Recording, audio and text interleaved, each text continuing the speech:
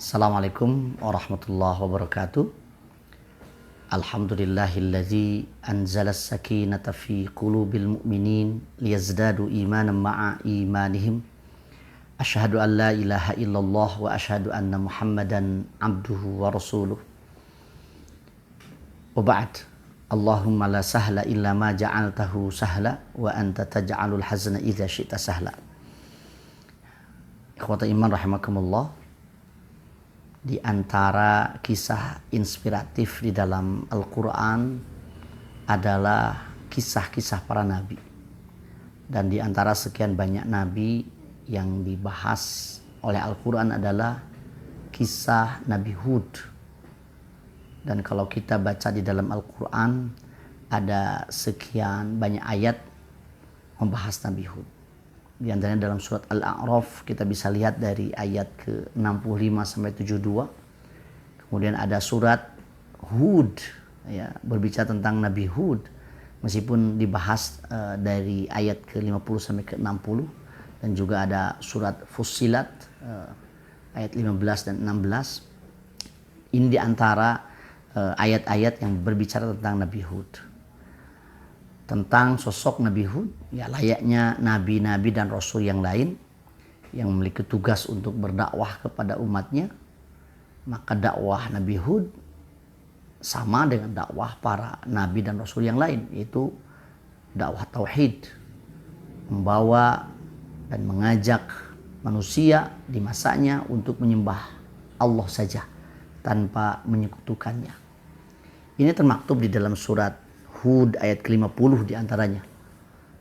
Allah Ta'ala berfirman, wa ila adin akhahum huda qala ya qaumi i'budullaha ma lakum min ilahin ghairuh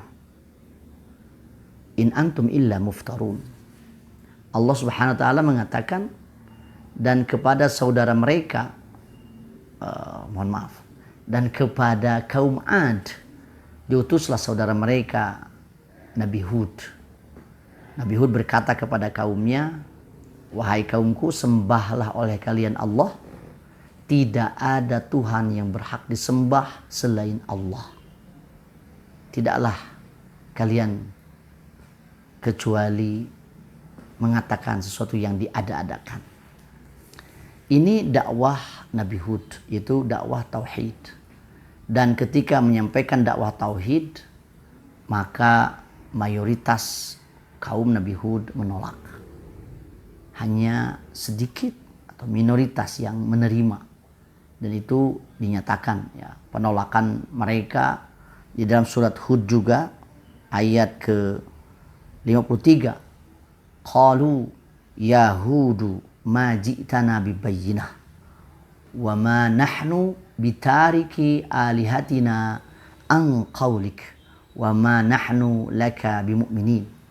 Mereka mengatakan, Hud, engkau tidak mendatangkan bukti yang nyata ketika mengajak kami untuk menyembah Tuhanmu, dan kami tidak akan meninggalkan Tuhan-Tuhan kami karena ucapanmu. Kami tidak akan mempercayaimu. Jelas, ya, kaum Nabi Hud menolak ajakan beliau. Artinya Nabi Hud mengajak kepada orang-orang yang sudah punya keyakinan atas Tuhan yang lain selain Allah. Jadi mereka bukan orang yang tidak percaya Tuhan, berarti mereka beragama. Ini menafikan syubhat hari ini yang mengatakan bahwa semua agama itu mengajarkan sesuatu yang sama. Mengajarkan adanya Tuhan, mengajarkan iman kepada hari akhir, mengajarkan amal kebaikan. Maka mereka menyimpulkan adanya pluralisme agama, bahwa semua agama dinyatakan benar. Ini salah. Karena ternyata Nabi Hud berdakwah kepada umatnya sudah punya Tuhan. Wa ma nahnu bitariki alihatina an qawlik. Kami tidak akan meninggalkan sesembahan kami karena ucapanmu, ya, karena ajakanmu. Ini menunjukkan seperti itu. Begitupun dengan nabi yang lain. Nabi Nuh mengajak masyarakat yang sudah punya kepercayaan terhadap Tuhan-Tuhan, berhala-berhala. Yahus, Ya'uq, Suwad, Nasr. Termasuk Nabi Muhammad SAW juga mengajak kepada masyarakat Mekah yang sudah juga bertuhan. Artinya ajakan pluralisme agama itu sebuah kebatilan, ya, sebuah kebatilan. Kembali lagi bahwa umat Nabi Hud itu menolak, dan penolakannya dahsyat. Ya, mereka bukan hanya menolak dengan baik-baik, tetapi juga menolak dengan kekerasan. Mereka menyombongkan diri. Ini disampaikan di dalam Al-Quran surat Fussilat ayat ke-15. فَأَمَّا عَادٌ فَاسْتَكْبَرُوا فِي الْأَرْضِ بِغَيْرِ الْحَقِّ وَقَالُوا مَنْ أَشَدُّ مِنَّا قُوَّةً. Ya, adapun kaum Ad, mereka sombong di muka bumi tanpa hak, dan mereka mengatakan, siapa yang lebih kuat dari kami? Jadi penolakannya karena mereka merasa hebat dengan diri mereka. Kita tahu bahwa fisik orang-orang saat itu, kaum Ad itu fisiknya luar biasa. Badannya tinggi-tinggi, kekar-kekar, ganteng-ganteng, cantik-cantik. Kemudian memiliki skill dan kemampuan untuk mengembangkan teknologi, terutama teknologi pengairan dan juga teknologi arsitektur. Luar biasa. Maka mereka menyombongkan diri, ada gitu yang lebih kuat, yang lebih hebat daripada kami. Man asyaddu minna quwwatan. Jadi inilah bentuk al-kibru atau al-istikbar, batarul haq wa ghamtun nas. Menolak kebenaran yang disampaikan oleh Nabi Hud dan juga meremehkan Nabi Hud. Di sisi lain, ikhwatu iman rahimakumullah, ternyata pembangkangan, penolakan kaum Nabi Hud itu sangat sistematis. Ya, penolakan itu dilakukan dari masyarakat teratas sampai terbawah. Ya, ini didokumentasikan di dalam Al-Quran surat Al-A'raf ayat ke-66 ya. Ketika dikatakan qala al-mala'ul ladzina kafaru min qaumihi inna lanaraka fi safahatin wa inna lanazunnuka minal kadzibin.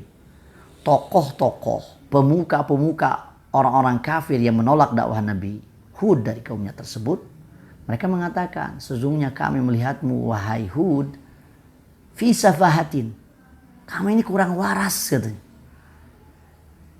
Wa inna lanazunnuka minal kadzibin, dan kami meyakini engkau adalah pendusta. Engkau bagian daripada orang-orang yang berdusta. Jadi tuduhan kepada Nabi Hud tidak waras, Nabi Hud dusta.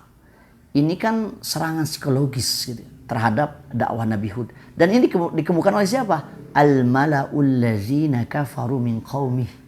Ini pemuka-pemukanya. Kalau sekarang orang-orang yang punya kebijakan, orang-orang yang punya jabatan, orang-orang besar, para cukong, ya, para petinggi, ya, orang-orang kaya, berarti mereka punya kuasa. Kalau seandainya waktu itu teknologi AI sudah ada seperti hari ini, mungkin mereka yang kemudian membayar buzzer-buzzer untuk mengkampanyekan bahwa Hud pendusta, bahwa Hud kurang waras. Wah, itu luar biasa. Tetapi apa yang terjadi dengan Nabi Hud? Beliau tetap istiqomah atas pembangkangan dan penolakan dari umatnya, dari kaum yang kufur. Nah, ikhwatu iman rahimakumullah. Bahkan di sisi lain, penolakan umat Nabi Hud atau kaum Ad itu ternyata juga menyampaikan ancaman. Dan ancamannya juga atas dasar keyakinan mereka terhadap Tuhan selain Allah. Ya. Ini dikemukakan di dalam surat Hud ayat ke-54. Mereka mengatakan, inna qulu illa taraka ba'du alihatina bisu' qala inni ushidullaha wa syahadu anni bari'um mimma tusyrikun. Orang-orang yang mengingkari dakwah Nabi Hud mengatakan, kami tidak mengatakan kecuali sebagian sesembahan kami, sebagian Tuhan kami akan menimpakan kepadamu Hud apa? Bisu, dengan penyakit gila. Tuh, ini ancaman ini. Sebagian Tuhan kami akan memberikan penyakit gila kepadamu Hud gara-gara kamu mengajak ajakan yang tidak biasa kami lakukan. Tetapi kemudian Nabi Hud tegas dalam dakwah, dalam keyakinannya, dalam tauhidnya. Beliau mengatakan qala inni ushidullaha washhadu anni bari'um mimma tusyrikun.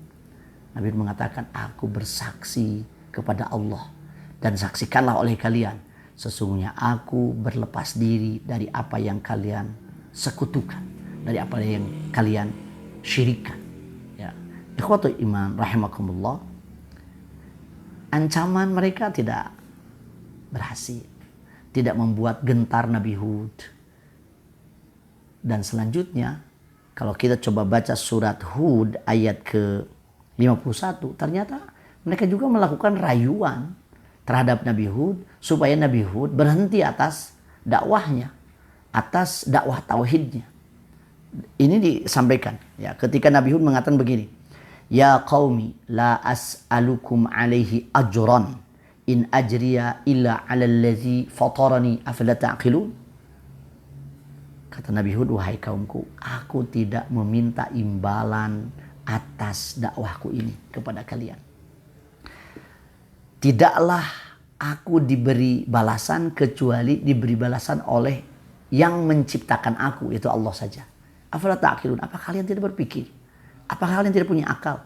Artinya ini secara tersirat menyampaikan bahwa kaum Nabi Hud ini, kaum Ad ini merayu dengan rayuan duniawi supaya Nabi Hud berhenti. Tapi Nabi Hud tetap tegas, kuat dalam dakwah tauhidnya. Dakwah tauhid ini kan sederhana sebetulnya.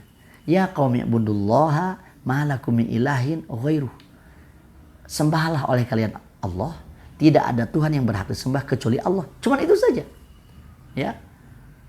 Jadi sederhana sebetulnya. Tetapi kesederhanaan dalam memegang teguh ini ternyata rayuan, ancaman, kesombongan, kekuatan, jabatan, kekuatan, kekayaan, kekuatan ilmu pengetahuan dan teknologi saat itu ingin menghalangi dakwah Nabi Hud, tetapi Nabi Hud tetap istiqomah dalam dakwah tauhidnya. Maka ikhwatul iman rahimakumullah, kita pun mendapatkan informasi dari Al-Quran bahwa pengikut Nabi Hud tidak banyak, minoritas, sedikit, ya, sedikit. Kebanyakan itu menolak. Artinya ujian terhadap dakwah Nabi Hud luar biasa. Ya, ketika punya sedikit pengikut kan mungkin rasa minder, stres, depresi, tetapi tidak terjadi kepada Nabi Hud. Dan akhirnya apa yang terjadi? Allah Subhanahu wa taala mengatakan dalam surat Hud ayat ke-58, "Walamma jaa amruna najjayna Huda walladzina amanu ma'ahu birahmatin minna wa najjaynahu min azabin ghaliz." Dan ketika azab kami datang, Allah mengazab kaum Ad, kami selamatkan Hud dan orang-orang yang beriman bersamanya dengan rahmat kami. Artinya apa? Akhirnya kebenaran meskipun diikuti oleh minoritas, akhirnya kebenaranlah yang akan menang, yang akan mendapatkan keselamatan. Dan kebinasaanlah kepada orang-orang yang kufur, yang menolak kebenaran meskipun mereka mayoritas. Maka ikhwatul iman rahimakumullah, kita bisa mengambil pelajaran dari kisah Nabi Hud ini. Yang pertama, kebenaran itu tidak selalu ramai. Kebenaran itu tidak selalu diikuti oleh banyak orang, oleh mayoritas. Malah qalilan ma yu'minun. Kedua, kesendirian di jalan tauhid itu bukan berarti ini tanda salah. Kesendirian dalam tauhid itu ini adalah bagian daripada tanda ujian. Sedikitnya pengikut bukan tanda salah. Sedikitnya pengikut itu adalah tanda ujian. Untuk apa? Untuk menguji kualitas kita, kualitas jamaah kita. Ketiga, tugas kita sebagaimana Nabi Hud hanya menyampaikan. Urusan mereka dapat hidayah itu urusan Allah Subhanahu wa taala. Innaka la tahdi man ahbabta walakinallahu yahdi man yasha. Nabi Muhammad saja disampaikan, engkau tidak bisa memberikan hidayah kepada orang yang engkau cintai, tetapi Allah lah yang memberikan hidayah kepada yang Ia kehendaki. Yang keempat, jangan takut karena sedikit, takutlah kalau meninggalkan kebenaran. Yang terakhir, keselamatan bersama kebenaran, bukan bersama jumlah yang mayoritas. Sekian mungkin yang bisa disampaikan. Aku qouli hadza wa astaghfirullah li wa lakum. Assalamualaikum warahmatullahi wabarakatuh.